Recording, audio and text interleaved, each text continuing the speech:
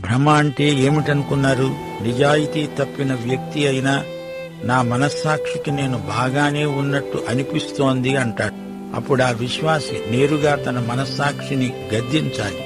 ఎడతెగక పాపం చేస్తూ ఉండడం చేత మనస్సాక్షి మొద్దుబారిపోయింది. ఇలాంటి వారు కొందరు సేవలో కూడా ఉన్నారు.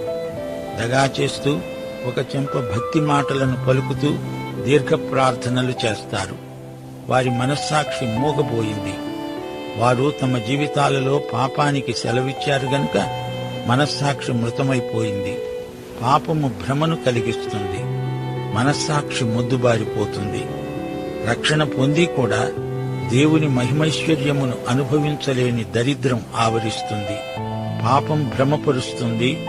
పాపం తన అసలు రూపంతో కాక మాయవేషంతో వచ్చి నిన్ను శోధించి లొంగదీస్తుంది. జాగ్రత్త.